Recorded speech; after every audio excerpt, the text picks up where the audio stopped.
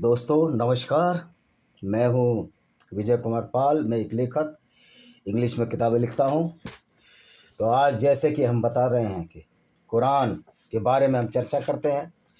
कुरान का 9वां चैप्टर चल रहा है, अल तौबा यानी रिपेंटेंस। अब कैसा पश्चाताप करते हैं मुसलमान कि अगर वो गैर मुस्लिम को कत्ल कर दें तो अल्लाह की नज़र में ये सबसे बड़ा काम है, पश्चाताप है मुसलमान का। क्योंकि किसी गैर मुस्लिम को कत्ल करने से ही मुसलमान जन्नत में जा सकता है। तो जैसे कि हमने कल 100 आयतें बताई थी, आज 101 से 120 आयत हम बताएंगे। 20 आयत हम रोज़ बताते हैं, तो 101वीं आयत बताएंगे हम। और मुसलमानों, तुम्हारे अतराफ आस-पास के गंवार देहातियों में से जो बाज मुनाफिक भी हैं, यानी कि जो इस्लाम को नहीं मानते, और ख़ुद मदीने के रहने वालों से भी बाज मुनाफिक है और निफाक पर अड़ गए हैं, यानी कि वो इस्लाम को नहीं मानेंगे। तुम उन्हीं को नहीं जानते, हम उनको खूब जानते हैं। अनकरीब हम दुनिया में उसकी दोहरी सज़ा करेंगे, फिर ये लोग क़यामत में बड़े अजाब की तरफ लौटाए जाएंगे। तो अब ये आपको लगता है कि दुनिया बनाने वाले की आयत है ये? जो दुनिया को बनाने वाला है वो इस तरह करेगा, जो मुसलमानों के खिलाफ ये बोल रहा है कि जो मदीना में मुसलमान नहीं है उनके लिए अल्लाह बड़ी सज़ा देगा। अजाब का मतलब सज़ा देगा। ये तो अलग बात है कि मोहम्मद का जो अल्लाह है वो नकली अल्लाह है, वो कोई सज़ा नहीं दे सकता। अगर मोहम्मद के अल्लाह में इतनी ताकत होती तो पूरी दुनिया में 14 साल से आज इस्लाम नहीं पनप रहा है। और अब तो 20 करोड़ लोग इस्लाम छोड़ चुके हैं। भारत में 2-2.5 करोड़ मुसलमान हैं जो इस्लाम छोड़ चुके हैं। कुछ मूर्ख लोग ही इस्लाम से इत्तेफाक रखते हैं, जो झूठे अल्लाह, मोहम्मद के बलात्कार की कहानियों, मोहम्मद के बलात्कार के कारनामों को अच्छा मानते हैं। तो ऐसे राक्षसों के लिए भी एक बड़ा सज़ा है भारतीय दंड कानून में। जर्मनी, फ्रांस, डेनमार्क और पोलैंड में इस्लाम का प्रवेश रोक दिया गया है और कब्रिस्तान के लिए जगह देने से जापान में मना कर दिया गया है। और अल्लाह अकबर को एक आतंकवादी नारा घोषित कर दिया गया है। इसको एक वार क्राई घोषित कर दिया है जर्मन में, स्विट्जरलैंड के कुछ हिस्सों में और हॉलैंड में। बुर्का बैन पहले ही हो चुका है। तो अब ये 1400 साल पहले जो गुंडागर्दी इस्लाम के नाम पर मोहम्मद साहब ने चलाई, उसके अब आखिरी दिन है। इस्लाम अपनी सांसें गिन रहा। ये अलग बात है कि जिन लोगों को इस्लाम की बुराई में अच्छाई दिखती है वो लोग तो निरंतर उपद्रव मचाते रहेंगे, और ऐसे लोगों को आतंकवादी कहा जाता है। यानी कि जिनको इस्लाम की गंदगी में भी अच्छाई दिखे और वो उसी के आधार पर कार्य करें, यानी लोगों को कत्ल करें, खुद फट जाएं, यही लोग आतंकवादी हैं। और जो लोग इस्लाम में अच्छाई देखते हैं लेकिन इस्लाम के अनुसार वो कत्ल वतल नहीं करते, तो या तो उनको कानून का डर है या वो इस्लाम को ढंग से मानते ही नहीं हैं। वो नाम के मुसलमान हैं, और ऐसे मुसलमान पूरी दुनिया में 90% हैं जो मुसलमान ही नहीं है। नाम से कोई नाम तो यहूदियों के भी अरेबिक नाम होते थे। अबू सुफियान यहूदी था, लेकिन नाम उसका आपको लग रहा होगा कि मुस्लिम नाम नहीं है, ये अरेबिक नाम है। अरेबिक नाम यहूदियों के भी होते हैं। तारिक अजीज़ विदेश मंत्री थे, लेकिन वो ईसाई थे, इराक के। तो 102। अब ये सज़ा अल्लाह क्या देगा? अल्लाह के बंदे ही खुद सज़ा पा रहे हैं। भारतीय संविधान कहीं भी देखो जेलें मुसलमानों से भरी पड़ी हैं। उसकी वजह ये है, हमारे मुस्लिम भाई ये समझते ही नहीं कि वो क्या अपराध कर रहे हैं, क्या झूठे अल्लाह के नाम पर एक ऐसी विचारधारा को आगे बढ़ा रहे हैं जो कि एक अपराध शास्त्र की किताब है और अपराध की श्रेणी में आता है। लेकिन हमारे भोले भाले मुसलमान कुरान को अरबी अनुवाद के साथ नहीं पढ़ते। मौलानाओं की रोजी रोटी है, वो मोहम्मद को एक बहुत ही उच्च आदर्श का व्यक्ति बताकर पेश करते हैं, जबकि वास्तविकता में कुरान और हदीस पढ़ने से ज्ञात होता है कि मोहम्मद सिर्फ एक स्वार्थ वाला व्यक्ति था। अपने स्वार्थ के लिए उसने काफिले लूटे, धन दौलत बनाई, बागे फदक भी लूटा जो उसने फातिमा को दिया, और बाद में उसी बागे फदक की वजह से उसकी बेटी फातिमा का कत्ल भी हुआ। यानी कि पाप का जो कमाया हुआ धन है, रिश्वत और भ्रष्टाचार से कमाया धन है, आपकी औलाद, आपकी पीढ़ियों को बर्बाद कर देता है। ये बात हमें इस्लाम से समझ लेनी चाहिए। और हमारे आसपास जो भ्रष्टाचारी रहते हैं लोग, उनके लड़कों की आदतें, उनकी बेटियों की आदतों से हमें ये बात समझ लेनी चाहिए कि पाप का धन कभी नहीं रुकता और ये पूरी पीढ़ियां बर्बाद करता है। तो इस्लाम तो बहुत बड़ा पाप का एक कुंड है, एक बहुत बड़ा टैंक है। तो कितने लोगों को इस्लाम के नाम पर, हमारे मुस्लिम भाइयों को इसने बर्बाद किया है, इस बात की आप कल्पना भी नहीं कर सकते। 102वीं आयत। और कुछ लोग हैं जिन्होंने अपने गुनाह का इकरार तो किया, यानी कि हमने किया, मगर उन लोगों ने भले काम को और कुछ बुरे काम को मिला जुला कर दिया। करीब करीब अल्लाह उनकी तौबा करीब करे। अल्लाह तो यकीनी बड़ा बख्शने वाला है। कह रहा कुछ लोगों ने गुनाह तो किया, यानी मुसलमान इस्लाम के खिलाफ कार्य किया, लेकिन कुछ अच्छे भले भी काम किए। कैसे अच्छे भले काम किए? गैर मुस्लिमों से लूट कर और मुसलमानों को दान दे दिया, जक़ात दे दिया। और किसी भी गैर मुस्लिम को जक़ात नहीं दे सकते। लूटना है गैर मुस्लिमों से और देना है मुस्लिमों को। ये अल्लाह की नज़र में अच्छे कार्य हैं। 103, ए रसूल तुम उनके माल की जक़ात लो, उनके माल की जक़ात लो। ये जो लूटता था माल मोहम्मद के साथ, उसकी जक़ात लो। कितनी लेते थे? मोहम्मद लूट में 20वां हिस्सा रखता था, मतलब 5वां हिस्सा, मतलब 20%। इसकी बोलो तो इनको पाक साफ करो, यानी लूट के माल को अगर मोहम्मद को तुमने दान दे दिया तो लुटेरा नहीं कहलाएगा मुस्लिम। बलात्कार करते थे यहूदी औरतों से, वो बलात्कारी नहीं कहलाएगा, क्योंकि अल्लाह तो यही चाहता है। अल्लाह सब कुछ जानता है और चाहता है, ये इस आयत में लिखा हुआ है। यानी कि अल्लाह सब कुछ जानता है कि लूट बलात्कार मुसलमान करें तो ये कोई बुरा काम नहीं है। अल्लाह सब कुछ जानता है। 104वीं आयत क्या कहती है? क्या इन लोगों ने इतने भी नहीं जाना कि यकीनन अल्लाह बंदों की तौबा कबूल करता है, वह खैरातें भी लेता है। इसमें शक नहीं कि वही तौबा का बड़ा कबूल करने वाला मेहरबान है। अब अल्लाह खैरातें भी लेता है बंदों की, यानी अल्लाह भिखारी है, सर्टिफाइड भिखारी है। था क्या कि मोहम्मद ने लोगों को बहकाया था, बेवकूफ़ बनाया था कि अल्लाह को 5वां हिस्सा दो, उसके पैगंबर को अल्लाह को 5वां हिस्सा दो। अब अल्लाह तो था नहीं, वो तो मोहम्मद ने बनाया था। तो पैगंबर लूट का 20% लेते थे, 5वां हिस्सा लेते थे। तो अल्लाह खैरात भी लेता है, यानी अल्लाह भिखारी है, इंटरनेशनल भिखारी है, दुनिया को देने वाला खुद भी लेता है। इससे ही साबित होता है कि मोहम्मद को जब इस्लाम को चलाया, उनको इतनी भी समझ नहीं थी, इतने ना समझ थे कि ऐसी ऐसी चीज़ें कुरान में छोड़ गए, जिससे साबित होता है कि मोहम्मद का अल्लाह एक झूठा अल्लाह है, एक झूठा सृजन करता है।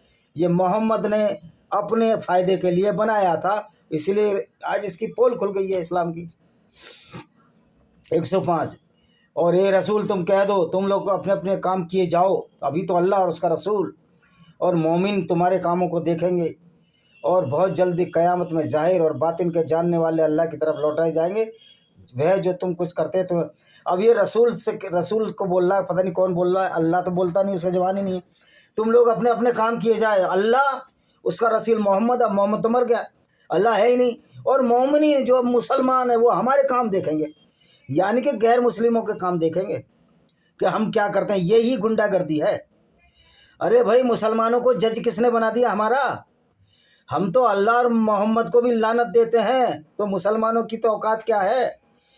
तुमको हमारा जज मोहम्मद ने बना दिया अल्लाह के नाम पर, इसलिए तुम चाहते हो कि हम तुम्हारी बात माने, इस्लाम में शरीक होकर इस्लाम की तरह गुंडे मवाली बदतमीजी करें, गैर मुस्लिमों की औरतों से बलात्कार करें मुसलमान बनकर। तो ये है इनकी डिक्टेटरशिप, यही आतंकवाद है। इस्लाम सब पर अधिकार करना चाहता है, गुंडागर्दी के बल पर, तलवार के दम पर। अब इनकी तलवार की धार कुंद हो गई है। ना इस्लाम तर्क से जीत सकता है, ना शस्त्र से जीत सकता है, ना शास्त्र से जीत सकता है, क्योंकि ये मूर्खों का एक कानून है जो कि उस व्यक्ति ने चलाया, जो अपने ज़माने का थोड़ा होशियार था, अंधों में काना राजा था, और अरबी लोगों को बेवकूफ़ बनाकर चला गया अल्लाह के नाम पर, और मुसलमानों को हमेशा के लिए गैर मुस्लिमों का दुश्मन बनाकर चले गया। क्योंकि जब इस आयत को पढ़ेगा मुसलमान तो कहेगा हम तो इनके काम देख रहे हैं, हमें तो अल्लाह ने आदेश दिया है, हम तो गैर मुस्लिमों को कत्ल करेंगे, उनको तो इस्लाम में लाएंगे। यानी तबलीगी जमात भी यही काम करती है। अरे भाई, तबलीगी जमात वालों, तुम कम से कम ये तो बताओ कि तुम्हारा पैगंबर करता क्या था आजकल, उसका बिजनेस क्या था। जब उसकी साथी खदीजा बिन खुवैलिद से हुई, जो एक ईसाई थी, तो उसका धंधा भी चौपट कर दिया। और जब मक्का से मदीना आ गए, खदीजा तो मक्का में ही मर गई थी, वहाँ उसकी कब्र भी है। तो यहाँ उसने एक आर्मी बनाई मदीना में, जो लूटते थे, औरतों को बाजारों में बेचने का काम धंधा ये काम करते थे। तो तबलीगी जमात वालों, पैगंबर की ये बात तो बताओ कि माले गनीमत क्या है। औरतों को लूटकर उनको बाजारों में बेचना, लोगों का धन लूटना, लोगों के बगीचे लूटना, लोगों की फसल लूटना, ये काम तो मोहम्मद किया करते थे। तो ये काम तो चंगेज खान और नादिर शाह ने, अहमद शाह अब्दाली ने किए। तो सच्चे सही मुसलमान तो वही है जो लुटेरा मुसलमान है। इसलिए सारे इस्लामिक शासक लुटेरे हुए ज़्यादातर। मज़े की बात है, चंगेज खान भी लुटेरा था लेकिन वो बौद्ध था। लेकिन बुद्धिज़्म में कहीं नहीं लिखा कि लुटेरे बनो। फ़र्क यहाँ समझो आप। अगर हिंदू डकैत है तो कहाँ लिखा हुआ किताब में कि डाकू बनो। अगर ईसाई डकैत है तो कहाँ लिखा है कि डाकू बनो। लेकिन इस्लाम एक ऐसी आइडियोलॉजी है जिसमें लिखा हुआ है कि डाकू बनो, लुटेरे बनो, औरतों को लूटो, उनको बाजारों में बेचो। तो लोग कहते हैं कि हिंदू भी कत्ल करते हैं, ईसाई भी कत्ल करते हैं, यहूदी भी कत्ल करते हैं। भाई वो कत्ल करते हैं तो वो बहुत बड़ा अपराध है। उन धर्मों में ये नहीं लिखा कत्ल करो किसी को। हाँ, ईसाई धर्म में बकरे कत्ल करने का तो आदेश है, क्योंकि ईसाइयत में और यहूदियत में भी क्रूरता है। लेकिन सनातन वैदिक धर्म में तो नहीं लिखा किसी को कत्ल करो। यजुर्वेद में साफ लिखा है घोड़ों को ना मारा जाए, और जो मंदिरों में बलि देते हैं उसकी भी कोई प्रथा नहीं है। तो इन्होंने जो हिंदू धर्म में या सनातन वैदिक धर्म में, हिंदू कोई धर्म नहीं है, जो गंदगियाँ घुसेड़ी बलि की, ये भी राक्षस हैं। ये इस्लामिक राक्षस से भी ज़्यादा खतरनाक है जो सनातन वैदिक धर्म को जाति के नाम पर इन लोगों ने बर्बाद किया। ये भी राक्षस हैं। लेकिन इस किताब में तो लिखा नहीं है। जब हिंदू किताब में नहीं लिखा, सनातन वेदों में नहीं लिखा, अगर ये ऐसे काम कर रहे हैं तो ये अपराधी हैं। लेकिन इस्लाम में तो वो अपराधी ही नहीं है, क्योंकि इस्लाम तो कहता है बनो ऐसे। जब कोई विचारधारा ये कहेगी कि बनो ऐसे, तो लोग तो ऐसा ही काम करेंगे। अगर सुअर गंदगी में पड़ा है तो उसको गंदगी थोड़ी दिखेगी, वो तो वैसा ही है, उसकी तो आदत हो गई है वहाँ रहने की। इसी तरह मुसलमानों को, काफिरों को कत्ल करना, गैर मुस्लिमों को कत्ल करना, ये जुर्म दिखता ही नहीं। क्योंकि इनकी परवरिश, इनकी जो शुरुआती जो तहजीब तो है नहीं, असभ्यता और बर्बरता जिनको इस्लामिक मदरसों में सिखाई जाती है। महमूद मदनी जैसा मूर्ख आज जिहाद असगर की बात करता है, यानी इस्लामिक गुंडागर्दी की। योगी जी को दारुल देवबंद को उड़ा देना चाहिए, सारे मदरसों को तोप लगाकर उड़ा देना चाहिए। और ये एक दिन होगा, आज नहीं कल होगा, परसों होगा। क्योंकि कोई भी समझदार व्यक्ति, इवन हमारे मुस्लिम भाई भी इस तरह की पैगंबर को अपना आदर्श मानने के लिए तैयार नहीं, जो कि काफिले लूटते रहे, औरतों को बाजारों बेचते रहे और पूरी दुनिया के गैर मुसलमानों से हमेशा हमेशा के लिए दुश्मनी कराकर ये 60-62 साल की ज़िंदगी में पैगंबर चला गया, जिसका फल आज बेचारे मुसलमान और गैर मुस्लिम दोनों भुगत रहे हैं। 106 और कुछ लोग हैं जो हुक्म अल्लाह के उम्मीदवार किए गए हैं। हुक्म अल्लाह का यही है मोहम्मद, लेकिन अल्लाह को तो हम मानते नहीं। अल्लाह पे लानत, मोहम्मद पर लानत, जो हमको गाली गलौज करता है, हमको कत्ल करता है। ख्वाह उन पर अजाब करे, उन पर मेहरबानी करे। अल्लाह तो बड़ा वाफिकार हिकमत वाला बड़ा समझदार है। अल्लाह कोई समझदार नहीं, अल्लाह से बड़ा तो मूर्ख ही कोई नहीं है। दुनिया को बनाने का दावा करता है, लेकिन उसी में से एक तबके को कहता है कि दूसरे को कत्ल कर दो। फिर ये दया वाला नहीं है। और कुरान में लिखा बड़ा रहम है, रहम वाला, बिस्मिल्लाह रहमान रहीम, बड़े दया वाला। यानी कि कातिल दया वाला हो सकता है। ये सिर्फ इस्लाम में ही संभव है और किसी आइडियोलॉजी में संभव नहीं है।